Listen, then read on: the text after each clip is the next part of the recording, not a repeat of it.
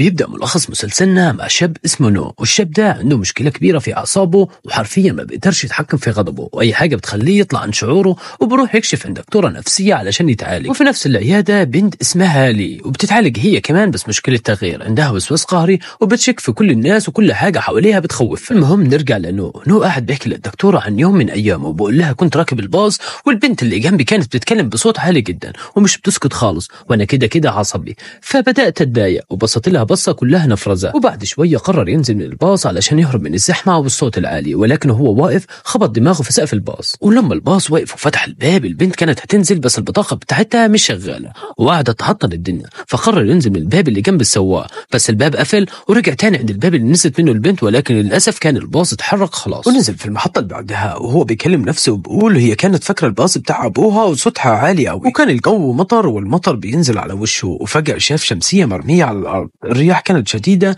والشمسية اتكسرت وده خلاه يتعصب أكتر. ولما جه يشغل السيجارة فجأة نزل عليه مية من فوق وهدومه ابتلت والسيجارة باظت، والراجل حرفيا كان على وشك الانفجار. رجع بقى للي والدكتورة سألتها قولي لي ايه اللي حصل في يومك؟ اللي بتقول لها كنت ماشية في الشارع ولقيت راجل مجنون وقع منه الشبشب اللابسه في رجله وطلب مني اجيبه ليه لانه مش عايز يبلل رجله في المي. طبعا ده نو اللي بيتعالج عند نفس الدكتورة، والدكتورة نفسها بتعرفش ان ليه بتتكلم عنه. هي بتكمل كلامها وبتقول لها انه لما طلب مني اجيب الشبشب طيرته بالجو بعيد، وهو بدا يتعصب ويزعق. وقتها شفته وهو بياخد نفس عميق وبيعد من 1 ل10 علشان يهدى. وليه بتقول للدكتورة انا متاكده ان الراجل ده بيراقبني وكل شويه اشوفه، بس المشكله انه دايما قدامي مش وراي. والدكتورة ضحكت وقالت لو براقبك المفروض يكون وراكي مش قدامك. وليه بتقول والله عندك حق، بس هو ازاي عارف ان انا فين دايما؟ الدكتورة ردت عليها وقالت يمكن بتروح نفس المكان من غير ما تاخد بالك. وليه قالت مستحيل شفتها في نفس المبنى قبل كده. ارجع لانه كان داخل العمارة وبيحاول يقفل الشمسية بتاعته،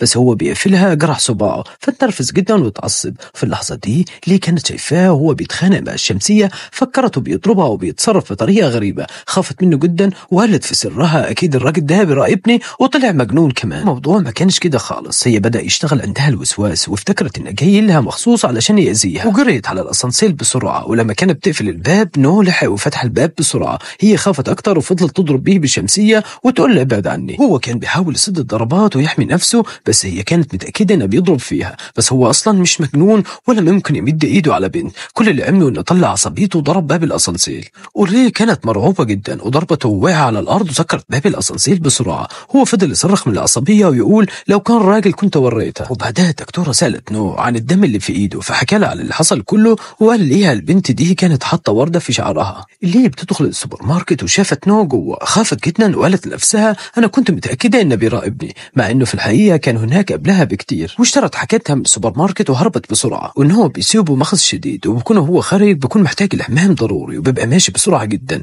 اللي شافته وهو بيجري افتكرته بيجري وراها علشان يخطفها، فهربت وهي مرعوبة، جرت على الاسانسير وقفلته بسرعة. نو بيشوف الاسانسير انه طالع لفوق، فبيضطر انه يستعمل السلم علشان يطلع لفوق يستعمل الحمام. وليه وصلت بيتها وكانت بتحاول تفتح الباب بسرعة وهي سمع صوت بيقرب وبتصرخ من الخوف، ونو قرب منها وكانت خلاص هتفتح الباب ودخلت بسرعة وهو كمان عايز يدخل. المفاجأة الكبيرة ان الاثنين ساكنين في نفس العمارة، حاجة تضحك فعلا. ونو بيقول لمام تفتح الباب ودخل جري على الحمام، لكن خلاص مش قادر يستحمل وممكن يعملها على نفسه. لاقي بابا في الحمام ما بيقدرش يمسك اعصابه وبيعملها على نفسه. تاني يوم انه قالت لي انا عرفت ست عجوز بتعالج بالمية والطاقة ولازم تروح لها، وبرد عليها وبقول لها انت بتدوري على الخرافات، انت بتصدقي الكلام ده؟ بعدها حصلت خناقة جامدة في البيت، وانه اتخانق مع ابوه وقال له كلام يوجع عن فشله ومرضه، فزعل جدا وخرج من البيت بسرعة وراح لمكان فيه مياه ساخنة علشان يهدي اعصابه من اللي هو فيه. وبدأ يفتكر لي وبقول اذا انت مجنونة انا اجني من نفس الوقت. ليه كانت بتنزل ترمي الزبالة وشافت كلب وهرب منها وجرى على الكراج العربيات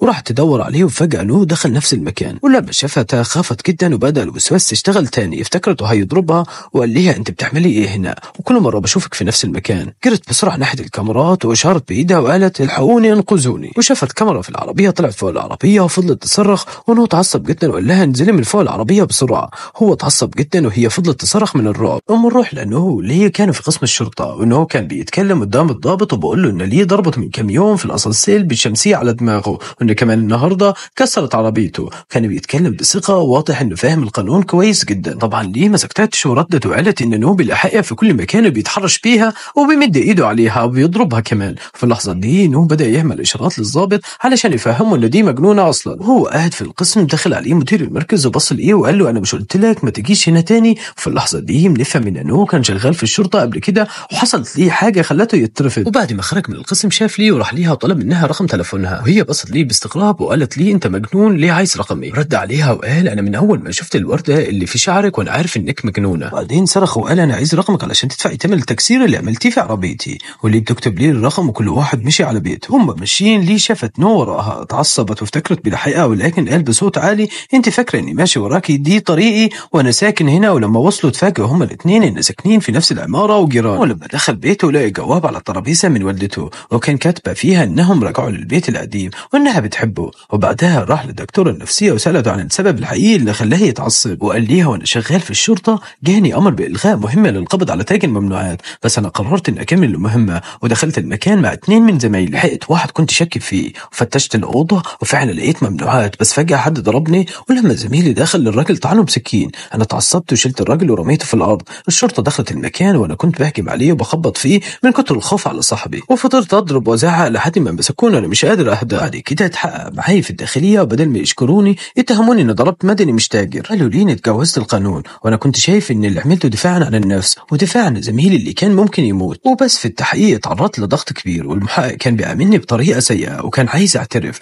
وأنا اتعصبت عليه وهو طردني من الشرطة. بعد ما خرج من عند الدكتورة شاف لي في نفس المكان وحاول يستخبى منها، دفع الحساب بسرعة واخد ميعاد، ولما لف وشه ما لقاهاش بس هو خارج من الباب لقاها قدامه وقالت لي انت بتعمل ايه هنا؟ قال لها انا بتعالج هنا وعندي مشاكل في السيطرة على الغضب. وبص ليها وقال روحي انت كمان، واضح ان عندك مرض محتاج علاج وبيزيد كمان. كانت على وشك ترد وتعمل مشكلة ولكن قال ليها روحي بينادوا على اسمك يا مجنونة. بعدها بساعات نو كان واقف مستني الاسانسير ولما لف وشه لقي ليه جاية، اتصدم وهي اتصدمت كمان. فتح الباب وحاول يبين انه مشغول علشان مش عايز يركب معاها وساب الباب ينقفل، وبس لما ضغط الزرار تاني لقاها لسه موجودة واتعصبوا على بعض. وقال ليها كنت فاكر الاسانسير فاضي. قالت لي ليه ما تطلع معايا؟ قال ليها علشانك مجنونة. وقالت لي ما تخافش انا ما بعضش. وفي الاخر ركبوا مع بعض وتاني يوم خرجوا مع بعض. ولما شافها نو لف ورجع على بيته. نو لما دخل العيادة شاف لي قاعدة فتعصب ورجع تاني، وكل مرة بيشوفها بيلف وبيرجع علشان بيحس انه بيتعصب كل ما بيشوفها. وفي يوم كان نو بالليل خارج وقاعد بياكل ومبسوط وفجأة شاف لي واتضايق جدا.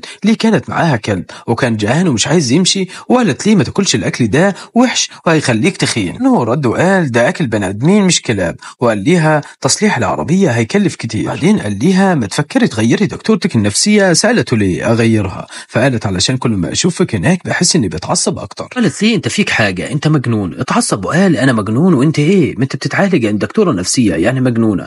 وتعصب جدا وهي بدأت تسجل ليه على الموبايل. نو ما قدرش يسب عليها بالكلام لانها بتسجل ليه على الموبايل، وقال ليها تندمي طول عمرك وهتفتكر كلامي ده كويس. وهي بكل هدوء طلعت الموبايل وبدأت تسجل وقالت لي ده أول دليل وكل حاجة بتتسجل وده ابتزاز واضح وده أول دليل عليه. وقفت التسجيل ومشي. وافتكر وقتها كلام صاحبه اللي شغال في الشرطة وكان حكى له إن في بنت في الحي بتاعهم قالت لي في راجل بيراقبني دايما وبيراقبني من بعيد، وأكيد الكلام اللي معاها ده دليل تعطيل الشرطي. ورجعت لي البيت وهي قاعدة بتفتح الواي فاي لقيت اسم الشبكة غريب مكتوب المجنون المجهولة في شقة 506 وفي وردة بشعر. طبعا نو فضل يضحك بس هو بيقلب في الشبكات لقي اسم المجنون في شقة 507. ما بيعرفش يتحكم في غضبه، وعرف الجيران ان دول بيشتموا بعض من خلال الاسماء الشبكات وكل شوية بيغيروا علشان يغيظوا بعض. حتى الجيران لاحظوا اللي بيحصل بينهم وبدأوا يغيروا اسامي الشبكات عندهم هم كمان حتى يصلحوا بينهم. بس ليه كانت في وقت صعب جدا ومضغوطة وافكارها كلها سودة، وكانت كل شوية تتخيل ان في ريحة غاز في الشقة وتقوم تجري تفتح الشبابيك وتتأكد وتلاقي ما فيش اي حاجة.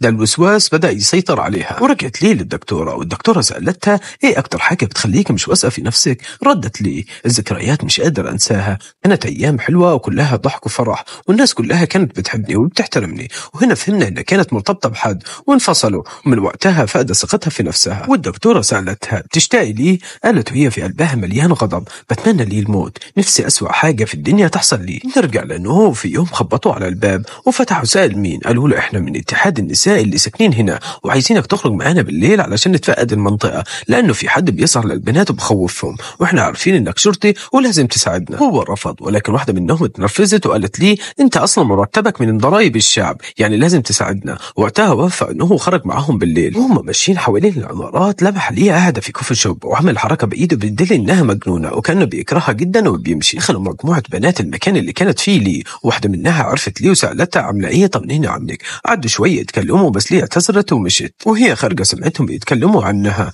واحدة قالت دي كانت بتحب راجل متجوز. تعالوا نرجع للقصة دي. لي كانت بتشتغل في الشركة، وفي يوم وهي داخلة لقيت بنت مستنياها وقالت ليها أنا مرات الراجل اللي أنت بتحبيه ده جوزي. ولي اتصدمت، كانت فاكرة إنه مطلق وهو قال لها كده من البداية، والبنت دي قدام كل الموظفين رمت القهوة على وش لي. تاني يوم راحت للشركة وهي محروقة من جواها ومتضايقة إن حبيبها متجوز وإن سمعتها بقت وحشة قدام الشركة كلها. بالليل الراجل ده جالها وفضل يشدها ويقول لها مش بترد على الموبايل، وقعدوا في كوفي شوب وقال ليها كل الكلام اللي قاله ده كده وانت لازم تصدقيني. وردت عليه يعني انت مش متجوز، طب البيت والعربية مش باسمك اصلا. حاول يبرر ويقنعها انه مظلوم، بس لما قالت ليه هكلمها دلوقتي واسالها منحها وبكون خايف، وبتقول له ليه ان اصلا معيش رقمها. وردت فعل اكد ليها انه فعلا متجوز. ده دمر نفسيتها تماما وخلاها عندها وسواس اتجاه كل الناس. يرجع لنو هو راجع البيت وبكون تعبان، ولقي ليه وهي بتعيط وقالت ليه الكلب بتاعي ضاع ساعدني ادور عليه. رد وقال انا تعبان ومش قادر اتحرك، وبصراحه انا ما بحبوش الكلب ده. طلبت منه يستخدم شغله كظابط ويشوف الكاميرات علشان يعرف راح فين، فهو رفض وقال لها انا تعبان ومش قادر. وقالت ليه اكيد انت اللي اخذت الكلب. اتعصب وصرخ في وجهها وقال لها انا كنت بلف حوالين العماره مع مسؤوله الشقق وشوف الصوره دي. بالرغم انه فضلت تترجاه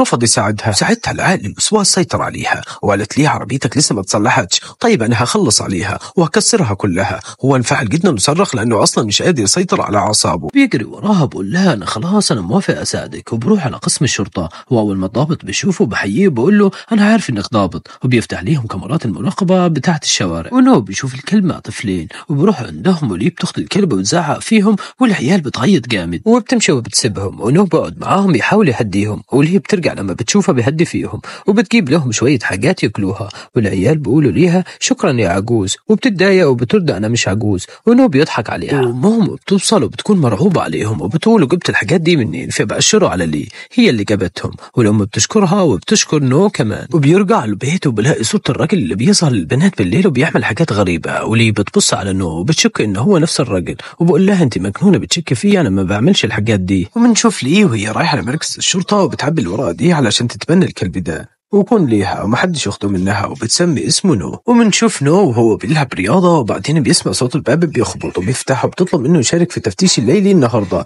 بس هو بيرفض علشان عنده ميعاد مع حد. وبعدها بيجي طرد لنو بيفكرها أماكن الحلاقة اللي هو طلبها، ولكن بيطلع جهاز كهرباء وبيتفاجئ الباب بيخبط تاني وبتكون ليه جاية تاخد الطرد بتاعها. وبتتعصب وبتقول له فتحت الطرد اللي برد انا كنت فاكرها أماكن الحلاقة اللي طلبتها من النت. وبزعق فيها بقول لها ده جهاز كهرباء كنت هموت بسببه. وبتقول له انا جبت الجهاز ده للناس اللي زيك علشان يتكهربوا. وبنشوف نو هو في المستشفى عايز يزور صاحبه اللي طعن بالسكين بسببه لما كان بيحاول يقبض على تجار الممنوعات، بس صاحبه خلاص مش راح يمشي تاني ونو مش قادر يدخل يواجهه. وبيقابل زميله في الشرطة وبقول له في اخبار جديدة عن تجار الممنوعات وفي موقع دردشة بيبعتوا عليه وده اسمه. ولما بيرجع نو البيت بيحاول يفتح الموقع ويسجل نفسه باسم بنت علشان يوقع حد ويقابله ويخليه يعترف على مكان البث الكبير. يقدر يستدرج حد حاسس انه بيبيع ممنوعات، بس بقول هقابله ازاي وانا راجل. وبيفتكر ان جاره عنده هوس بالمكياج ولبس الستات والحاجات دي، فبروح بدق الباب عليه وبقول له اي حاجه كده علشان يعمل مكياج ويلبسه لبس بنات. في الاخر بيطلع شكله بيضحك جدا. وبعد كده بروح يقابل الشخص اللي اتفق معاه على الشات، ولما بيوصل الراجل بيحاول يمسكه وبيتصدموا هما الاثنين لما بيكتشف انه طلع ضابط شرطه، والضابط كمان بيعرف انه هو نو. وساعتها المشاكل بتبدا بينهم. بقول انت بقيت تشتغل شغل البوليس وانت اترفدت من الشغل ده، وبيتريق عليه وعلى لبسه. وبيرجع البيت وهو مكسوف. في السكه بتبقى ليه ماشيه هي كمان، ولما بيشوفوا بعض بيحاول يستخبى منها، وهي اول ما بتشوفه بتصرخ وبيحاول يقول لها انه نو وبس بتضربه بالكهرباء. لما بتتاكد ان هو فعلا نو بتصرخ بصوت عالي لقيت الراجل اللي بيظهر للبنات بالليل وبيعمل حاجات غريبه، هو بيحاول يسكتها وفي الاخر بيهرب من المكان بسرعه. بنتهي الجزء الاول من المسلسل. لو عايز الجزء الثاني اكتب بالتعليقات وما تنساش تشترك بالقناه وتفعل زر الجرس علشان يوصلك كل جديد. شكرا.